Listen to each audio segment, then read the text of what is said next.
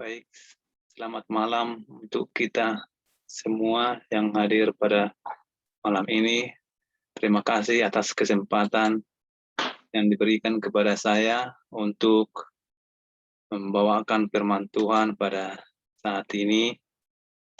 Biarlah kesempatan ini menjadi sukacita bagi kita pada saat ini untuk mendengarkan firman Tuhan yang akan saya bawakan dengan tema Alkitab.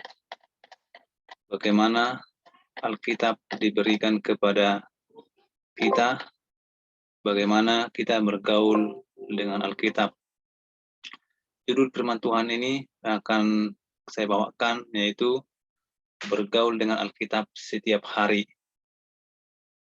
Ada sebuah keluarga yang dimana keluarga mereka selalu berantakan, setiap hari berantem dan di depan anak-anak, sehingga anak tersebut menjadi stres dan pusing karena anak tersebut tidak pernah mendengarkan orang tuanya akur, dan setiap hari mereka berantem sehingga membuat anak tersebut menjadi stres di dalam kehidupannya. Dan hingga setelah besar, anak tersebut memutuskan untuk hidup di dunia malam, dan akhirnya kehidupan si anak tersebut menjadi berantakan, sehingga anak tersebut menjadi putus asa dan frustasi di dalam kehidupannya. Dan suatu ketika anak tersebut memutuskan untuk bunuh diri karena dia tidak ada lagi motivasi dalam hidupnya, dia tidak ada lagi semangat hidup. Dia jauh daripada keluarga karena orang tuanya selalu berantem dan bahkan sampai cerai, dan akhirnya kehidupan si anak itu menjadi tidak ada terperhatikan, dan sehingga dia terjerumus kepada pergaulan bebas, dan suatu ketika dia merasa hidupnya sudah sia-sia dan hidupnya hancur, dan akhirnya anak tersebut memutuskan untuk bunuh diri. Pada saat dia memutuskan untuk bunuh diri, melakukan gantung diri, dan tiba-tiba anak tersebut didatangi seorang pria yang memberikan harapan kepada dia, memberikan motivasi kepada dia, sehingga anak tersebut terbuka pemikirannya, terbuka pemahamannya, dan akhirnya dia tidak jadi membunuh diri karena datang seorang penolong kepada dia, seorang sahabat, seorang teman yang bisa membuka pemahamannya, membuka pemikirannya, sehingga akhirnya dia memutuskan untuk tidak bunuh diri. Dan pada saat itu, setelah si pemuda itu memberikan motivasi kepada dia dan tentang firman Tuhan, dan dia suatu kali dia bermimpi ketemu dengan Yesus, dan akhirnya dia rajin meneliti akan firman Tuhan, dia rajin belajar, dia rajin berdoa, setiap hari dia menyisakan waktunya untuk membaca Alkitab dan merenungkan firman Tuhan, dan akhirnya si wanita tersebut menerima Alkitab sebagai sumber kehidupan di dalam kehidupannya sehari-hari. Itulah sebabnya judul firman Tuhan yang kita bawakan adalah Alkitab adalah kebenaran. Penuntun yang terpercaya adalah berasal dari sumber yang tidak pernah salah. Penuntun yang terpercaya itu adalah Alkitab, karena sumbernya tidak pernah salah. Sumbernya adalah Yesus sendiri yang menjadi sumber daripada Alkitab tersebut, dan bukunya adalah Alkitab. Alkitab adalah buku Yesus dan sumbernya Yesus. Jadi buku ini adalah penuntun yang terpercaya, yang tidak pernah salah, karena sumbernya berasal daripada Yesus sendiri. Jadi Alkitab memang betul-betul kebenaran yang bersumber daripada Yesus, yang telah Tuhan ilhamkan kepada para penulis supaya kita bisa miliki pada saat ini. Apa kata Yesus mengenai firman itu? Dalam Yohanes 17 ayat 17 dikatakan, kuduskanlah mereka dalam kebenaran, firman-Mu adalah kebenaran. Yesus sendiri mengatakan bahwasanya kita harus menguruskan kita karena firman Tuhan adalah kebenaran di dalam kehidupan kita masing-masing. Bapak Ibu yang dikasihi oleh Tuhan, firman Tuhan adalah kebenaran. Jelas dikatakan di sini, di dalam Yohanes 17 ayat 17 dikatakan bahwasanya firman Tuhan adalah kebenaran. Dan kita harus menguduskan mereka di dalam kebenaran. Tuhan sendiri mengatakan menguduskan kita di dalam kebenaran karena firman Tuhan adalah kebenaran. Di dalam Yohanes 14 ayat 6 dikatakan, apakah kebenaran itu? Firman Tuhan, kata Yesus kepadanya, akulah kebenaran dan hidup. Sangat jelas dikatakan, apakah kebenaran itu? Jadi sangat jelas firman Tuhan mengatakan kepada kita bahwasanya Yesus adalah kebenaran dan hidup. Barang siapa yang percaya kepada Yesus, ia akan memperoleh kehidupan kekal. Ia tidak akan binasa karena dikatakan Yesus adalah sumber kebenaran dan hidup bagi kita masing-masing. Jadi untuk itu maka setialah kita kepada firman Tuhan. Kita harus setia kepada firman Tuhan. Kita harus rajin mencintai Alkitab kita dan setia kepadanya. Kalau kita sudah mencintai Alkitab kita, maka tentu kita setia kepada Alkitab kita. Dengan cara apa? Kita membaca Alkitab kita dan mengikuti petunjuknya. Kita baca Alkitab itu, kita ikuti petunjuknya, maka kita akan mencintai Alkitab tersebut. Bagaimana kita caranya mencintai Alkitab itu? Kalau kita tidak membacanya, kita tidak mengikuti akan petunjuknya, kita akan tidak tahu sama sekali akan Alkitab tersebut. Tetapi kalau kita baca Alkitab itu, kita ikuti petunjuknya, maka kita akan mengerti. Lama-kelamaan kita akan tertarik, kita akan penasaran ayat per ayat yang kita baca, sehingga semakin dalam kita baca, semakin banyak kita baca, maka kita akan semakin banyak mengerti akan firman Tuhan tersebut. Alkitab adalah sumber menuju hidup bahagia. Jadi kalau kita sudah membaca Alkitab itu akan menuju kepada sumber hidup yang bahagia. Karena jelas dikatakan Alkitab adalah sumber kebahagiaan pribadi Anda. Alkitab mengatakan merupakan sumber kebahagiaan bagi saya dan saudara. Sangat jelas ya, merupakan sumber kebahagiaan bagi saya dan saudara. Alkitab merupakan sumber kebahagiaan bagi keluarga Anda yang sudah berkeluarga pada saat ini, merupakan kebahagiaan.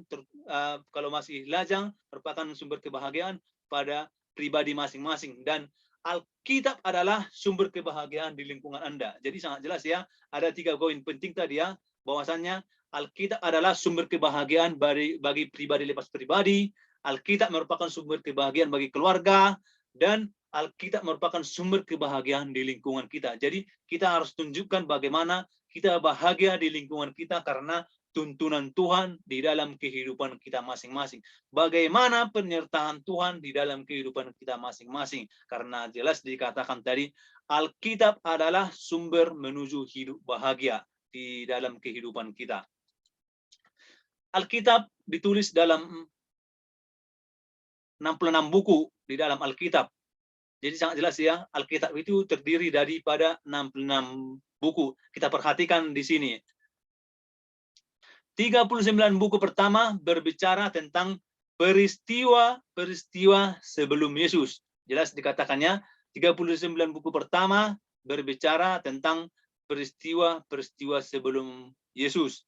Dan 27 buku lainnya mencatat peristiwa kehidupan Kristus dan peristiwa sesudahnya. Peristiwa yang pertama berbicara peristiwa sebelum Yesus, yaitu Perjanjian Lama, dan yang kedua adalah peristiwa setelah Yesus ada di dunia ini. Setelah Yesus lahir ke dunia ini, itulah peristiwa yang kedua. Dan kita perhatikan bagaimana Alkitab itu dibentuk menjadi suatu kesatuan buku yang ada 2. Pertama, Perjanjian Lama dan Perjanjian Baru. Alkitab Perjanjian Lama berisi 39 buku dan berisi 929 pasal dan terdiri dari 23.214 ayat. Jadi Perjanjian Lama tadi 39 buku, terdiri dari 929 pasal dan 23.214 ayat. Sedangkan perjanjian baru terdiri dari 29 buku dan 260 pasal dan terdiri dari 7.959 ayat. Jadi kalau di total perjanjian lama dan perjanjian baru terdiri dari 66 buku, yaitu kitab Kejadian sampai kitab Wahyu. Itulah semua totalnya 66 buku. Dan total pasal keseluruhan antara perjanjian lama dan perjanjian baru jumlahnya 1.189 pasal, dan jumlah ayatnya perjanjian lama dan perjanjian baru yaitu 31.173. Jadi itulah total keseluruhan daripada bukunya, pasalnya, dan ayatnya. Kita perhatikan selanjutnya. Firman Tuhan adalah penuntun kebenaran. Alkitab terdiri dari 66 buku tadi dan 1.189 pasal, dan perjanjian lama ditulis tahun 1400 sampai 400 sebelum Masehi, dan perjanjian baru ditulis tahun 50 sampai 100 TM. Dan kita perhatikan sekitar 40 orang penulis dengan latar belakang yang berbeda-beda, tetapi semuanya merupakan suatu kesatuan utuh. Jadi kalau kita perhatikan ya, mereka datang dari latar belakang yang berbeda-beda. Ada petani, pengusaha, pedagang, dan bahkan yang lainnya. Mereka ada 40 orang. Mereka datang dari latar belakang berbeda-beda, pendidikan juga berbeda-beda, tetapi mereka bisa menulis buku tersebut. Kenapa bisa demikian? Kita perhatikan di sini ya, Bapak Ibu yang dikasihi Tuhan. Bagaimana tadi Alkitab itu bisa ditulis, itu karena inspirasi daripada Allah. Jadi Alkitab itu jangan pernah kita mengubah Alkitab itu. Sebagaimana dikatakan kalau kita baca, Bapak Ibu yang punya Alkitab, boleh dibuka Alkitabnya di dalam Wahyu 22 ayat 8 dikatakan, Aku bersaksi kepada setiap orang yang mendengar perkataan-perkataan nubuat dari kitab ini. Jika seorang menambahkan sesuatu kepada perkataan-perkataan ini, maka Allah akan menambahkan kepadanya malapetaka yang tertulis di dalam kitab ini. Jadi sangat jelas dikatakan ya, jika ada seseorang yang menambahkan sesuatu dalam perkataan, dalam firman Tuhan itu, maka Tuhan akan menambahkan kepadanya malapetaka. Jangan jelas dikatakan di sini bahwasanya siapapun tidak boleh menambah atau mengurangi akan firman Tuhan. Satu titik atau satu iota pun tidak boleh ditambah atau dikurangi. Kita akan perhatikan, kita akan semakin terbuka pemikiran kita nanti. Kita perhatikan nanti di slide-slide selanjutnya bagaimana kalau ada yang menambah atau mengurangi akan firman Tuhan itu, maka mereka akan mendapatkan ganjarannya yang berasal daripada Tuhan. Ya, yang tadi kita katakan jangan mengurangi. Dan kita perhatikan dalam Bapak Ibu di dalam buku Wahyu 22 ayat 19 dikatakan, mari sama-sama kita buka, dan sudah mendapat boleh diperhatikan dan saya bacakan di layar di sini. Dan jikalau seorang mengurangkan sesuatu dari perkataan-perkataan dari nubuat ini, maka Allah akan mengambil bagiannya dari pohon kehidupan dan dari kota kudus seperti yang tertulis di dalam kitab ini. Jadi sangat jelas ya Bapak Ibu yang dikasihi Tuhan, dalam firman Tuhan dikatakan di dalam kitab Wahyu 22 ayat 9 dikatakan, jikalau seorang mengurangkan, jikalau ada orang berusaha mengurangi perkataan-perkataan nubuat, perkataan-perkataan firman Tuhan, sangat jelas dikatakan Tuhan akan mengambil bagiannya daripada pohon kehidupan atau dari kota kudus, sebagaimana yang telah Tuhan janjikan kepada kita, Yerusalem baru itu. Tuhan akan mengambil bahagiannya. Tuhan tidak akan memberikan hal itu kepada orang tersebut. Karena apa? Karena dia telah berusaha mengurangi akan firman Tuhan tersebut. Untuk itu, Bapak Ibu yang dikasihi Tuhan, marilah kita mencari firman Tuhan, karena di dalam Alkitab itu tersedia semua tersedia di dalam firman Tuhan itu. Untuk itu, Bapak Ibu yang dikasihi Tuhan, marilah carilah di dalam kitab Tuhan dan bacalah. Satu pun dari semua makhluk tidak ada yang ketinggalan dan satu pun tidak ada yang kehilangan yang lain. Jadi kalau kita perhatikan dalam Yesaya 34 ayat 16 ini dikatakan, kalau kita berusaha mencari di dalam firman Tuhan itu, satu pun di antara kita tidak ada yang ketinggalan, tidak ada yang kehilangan akan kemuliaan Allah. Kalau kita mencari akan firman Tuhan, kita akan mendapatkan tempat yang Tuhan janjikan, sebagaimana yang telah Tuhan janjikan kepada kita, akan memberikan kita kehidupan kekal bila mana kita mencari dan bahkan mempelajari akan firman Tuhan. Kita perhatikan di sini, segala tulisan di dalam Alkitab diilhamkan oleh Allah. Kita tadi sudah membaca ya, bahwasanya Alkitab itu merupakan ilham daripada Allah. Kita perhatikan di sini, 2 Timotius 3 ayat 16 mengatakan, segala tulisan yang diilhamkan memang bermanfaat untuk mengajar, untuk menyatakan kesalahan, untuk memperbaiki kelakuan, dan untuk mendidik orang dalam kebenaran. Jadi sangat jelas ya, Bapak Ibu yang dikasihi Tuhan, firman Tuhan sangat bermanfaat untuk mengajar, menyatakan kesalahan, dan bahkan memperbaiki kelakuan. Karena apa? Karena di sini kita diingatkan untuk mengasihi orang lain, mengasihi orang satu sama lain. Dan kita perhatikan bahwasanya ilham sama dengan inspirasi. Ilham Allah atau inspirasi Allah, nafas Allah. Bagaimana itu ilham itu, inspirasi itu diberikan kepada para penulis sehingga mereka bisa menulis dengan dituntun oleh Roh Kudus. Ada beberapa poin penting di sini yang kita perlu pahami, bahwasanya nabi dan rasul berbicara dan menulis dalam bahasa manusia, tetapi dituntun oleh Roh Kudus.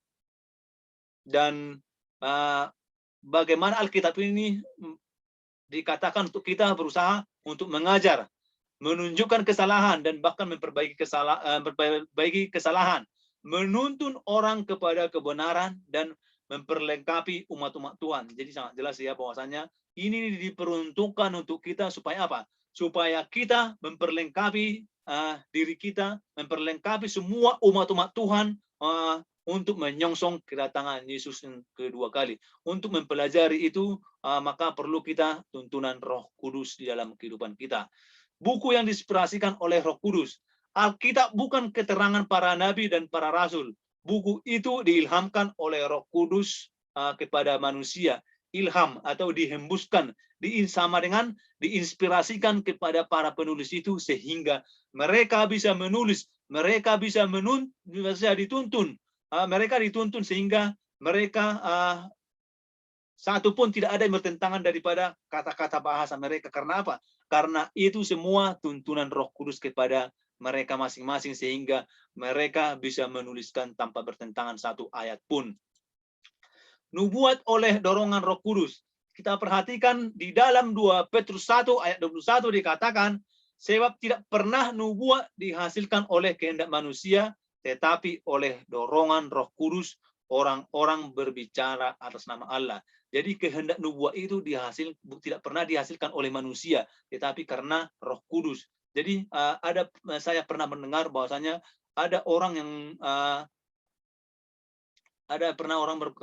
berbahasa Roh Kudus katanya, tapi kita tidak mengerti. Kalau orang yang bisa dikuasai oleh Roh Kudus, berbahasa Roh Kudus, itu orang-orang yang bisa mengerti, kita mengerti bahwasanya kata-kata mereka bisa kita mengerti. Itulah kalau mereka bicara dengan bahasa Roh Kudus. Kalau kita perhatikan juga di sini, Alkitab menuntun orang dalam kebenaran. Poin pertama, menuntun orang berdosa pada jalan benar. Sangat jelas dikatakan saya, Alkitab akan menuntun kita kepada jalan yang benar, menerangi jalan kegelapan, meluruskan hati yang bengkok, dan membahagiakan orang yang susah. Jadi inilah kegunaan daripada Alkitab tersebut, menuntun orang ke dalam kebenaran dan bahkan meluruskan hati yang bengkok, membahagiakan orang susah. Bagaimana caranya? Yaitu menghidupkan apa yang telah Yesus ajarkan kepada kita. apa yang telah Yesus teladankan kepada kita. Itulah caranya supaya apa? Supaya kita bisa membahagiakan orang lain, mengajari mereka, menuntun mereka ke dalam kebenaran. Biarlah saat kita mempelajari akan firman Tuhan, izinkan firman Tuhan menerangi jalanmu. Maka di dalam Mazmur 119 105 dikatakan, firman-Mu itu pelita bagi kakiku dan terang jalanku. Sangat jelas ya Bapak Ibu yang dikasih Tuhan, bahwasanya firman Tuhan adalah pelita bagi kaki kita dan terang bagi jalan kita. Itu akan menuntun kita, menuntun langkah kita, menuntun kehidupan kita, bahwasannya kita itu hidup sesuai dengan kehendak Tuhan. Bagaimana cara kita mempelajari Alkitab? Kita perhatikan di sini ya. Yesaya 28 ayat 10 dikatakan, sebab harus ini, harus itu, mesti begini, mesti begitu, tambah itu, tambah ini. Dalam Roma 1 ayat 6 dikatakan, sebab aku mempunyai keyakinan yang kokoh dalam Injil, karena Injil adalah kekuatan Allah dan menyelamatkan setiap orang yang percaya kepada Tuhan. Jadi dikatakan di sini adalah bahwasannya Injil akan menyelamatkan, firman Tuhan akan menyelamatkan orang yang percaya. Siapa saja yang percaya kepada firman Tuhan, maka mereka akan selamat. Mereka akan dituntun, kehidupan mereka akan diubahkan bila mana mereka percaya dan setia kepada Tuhan. Bagaimana cara mempelajari Alkitab yang baik? Kita perhatikan cara mempelajari Alkitab yang baik. Kita perhatikan di dalam Kisah 17 ayat 11 dikatakan bahwasanya orang-orang Yahudi di kota itu lebih baik hatinya daripada orang-orang Yahudi di Tesalonika, karena mereka menerima firman itu dengan segala kerendahan hati, dan setiap hari mereka menyelidiki kitab suci untuk mengetahui apakah semuanya itu benar-benar demikian. Jadi kita harus seperti yang dikatakan di sini, kita harus menerima dengan kerelaan hati dan bahkan menyelidiki kitab suci. Supaya apa? Supaya kita mengetahui apakah maksud Tuhan, apakah memang betul-betul benar demikian yang dikatakan di dalam firman Tuhan tersebut. Bagaimana menurut Yesus? Di dalam Lukas 24 ayat 27 mengatakan, lalu ia menjelaskan kepada mereka apa yang tertulis tentang dia dalam seluruh kitab suci, mulai dari kitab Musa dan segala kitab nabi-nabi. Jadi dikatakan di sini bahwasanya mereka apa yang tertulis itu adalah merupakan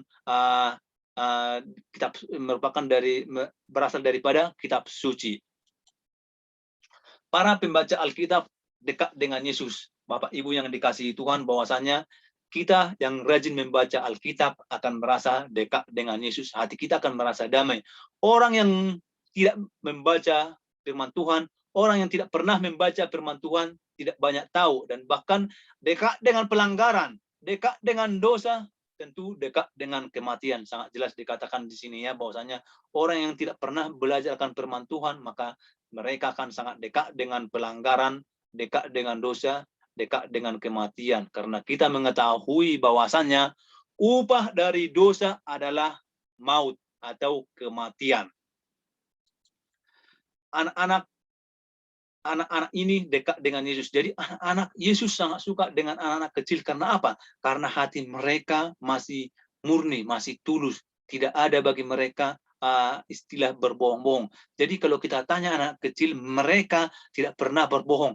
Apa yang mereka lihat, apa yang mereka alami, itulah yang mereka katakan. Jadi kita pun harus seperti anak kecil itu, harus selalu bersikap jujur terhadap satu sama lain. Para pelajar Alkitab harus teliti. Jelas dikatakan itu ya. Kita para pelajar Alkitab, kita yang berusaha mempelajari Alkitab harus teliti. Bagaimana dikatakan di dalam 2 Petrus 3 ayat 16 dikatakan, hal itu dibuatnya dalam semua suratnya apabila ia berbicara tentang perkara-perkara ini. Dalam surat-suratnya itu ada hal-hal yang sukar dipahami, sehingga orang-orang yang tidak memahaminya dan orang-orang yang tidak teguh imannya memutarbalikkan menjadi kebinasaan mereka sendiri, sama seperti yang juga mereka buat dengan tulisan-tulisan yang lain.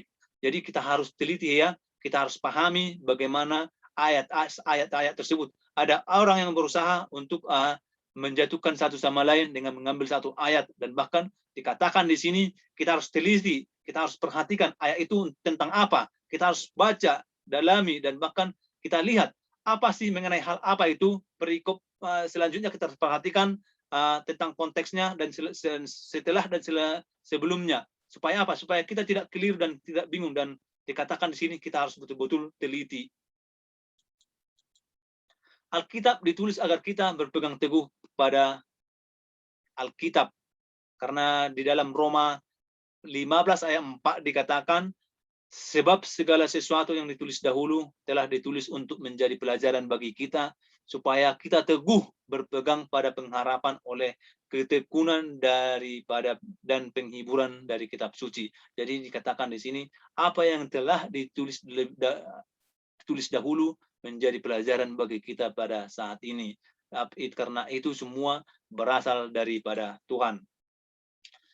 Langkah-langkah yang perlu kita lakukan sebelum kita membacakan firman Tuhan, tentu kita berdoa terlebih dahulu kepada Tuhan, supaya apa? Supaya Roh Kudus menguasai hati pikiran kita, dan kita dituntun dalam membacakan firman Tuhan, supaya kita tidak bingung, supaya kita tidak keliru, karena Roh Kudus akan menuntun kita. Itulah sebabnya kita akan selalu berdoa sebelum membaca Alkitab, dan sesudah selesai membaca Alkitab, kita harus memulai dan mengakhiri dengan doa.